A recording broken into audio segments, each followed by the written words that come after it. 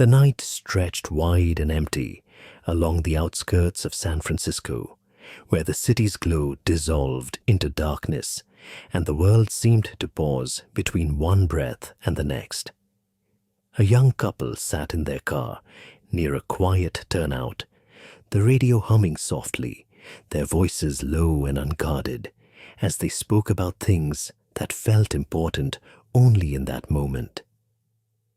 They believed in the silence around them, believed in the illusion that nothing could reach them there, that the darkness was simply absence and not something alive with intent. They did not see the second car approach slowly, nor did they notice when it passed and disappeared into the distance, only to return minutes later with its headlights off. Inside that second car sat a man who had already chosen them long before they realized they were no longer alone. He watched with a patience that felt practiced, studying their movements, their comfort, the small gestures that revealed how safe they felt. It fascinated him, that sense of safety, because he understood how fragile it was, how easily it could be taken away, and in that understanding he found purpose. When he stepped out of his car, the sound of gravel beneath his feet seemed louder than it should have been, but not loud enough to warn them in time. By the moment the boy turned his head, the man was already there, a figure emerging from darkness with a gun steady in his hand and a voice that carried no urgency, only control. He told them to get out, and they obeyed, because fear does not always arrive as chaos, but often as something quiet and absolute that leaves no room for resistance. What happened next unfolded with a precision that would later haunt investigators, a sequence of actions stripped of hesitation or emotion, the kind of violence that did not erupt, but was delivered as if it had been rehearsed. The night swallowed the sound of gunfire almost as quickly as it produced it, leaving behind a silence that no longer felt natural, a silence that belonged to the man who had just rewritten that moment forever. He lingered only briefly, scanning the darkness with the same calm awareness that had guided him there. And then he left, disappearing back into the void, as though he had never existed at all. Days later, in an office filled with the routine chaos of deadlines and ink-stained pages, an editor unfolded a letter that at first seemed no different from the countless others that passed through his hands. But as he read it a second time, something shifted, a realization forming slowly and then all at once, as the details within the letter aligned with facts that had never been released to the public.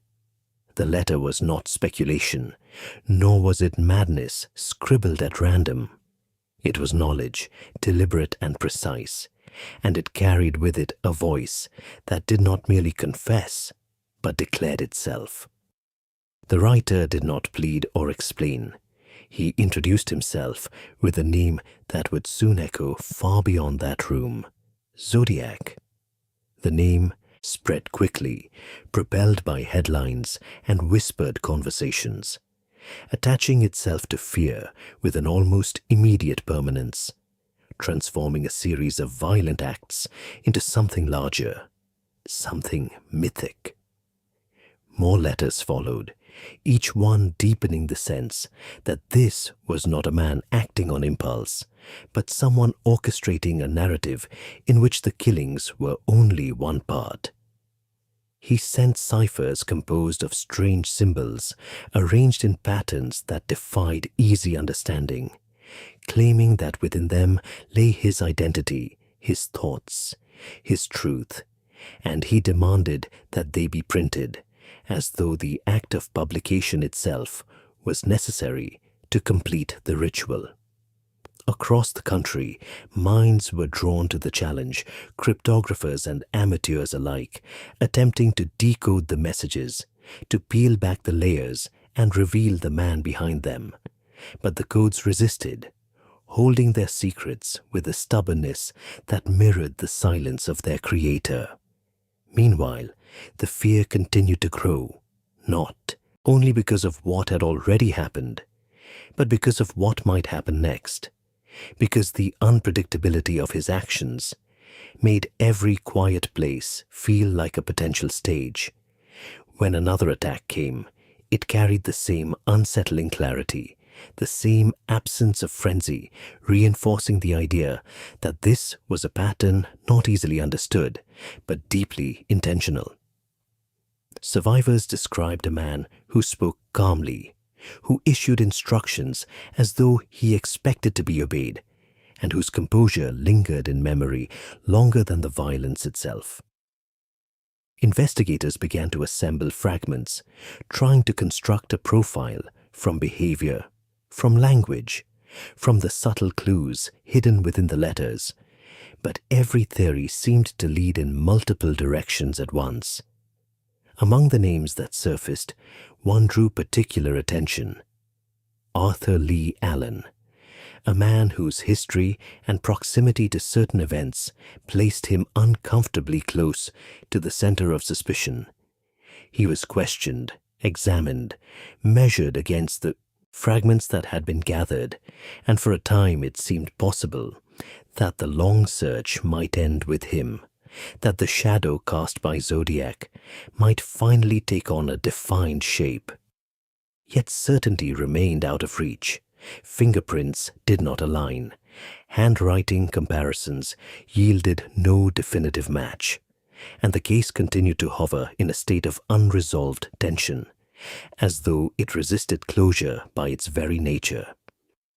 Years passed, and the killings that had once dominated headlines faded into memory, but the letters persisted, arriving unexpectedly, each one a reminder that the voice behind them had not disappeared, that somewhere there was a mind still engaged in the game it had created.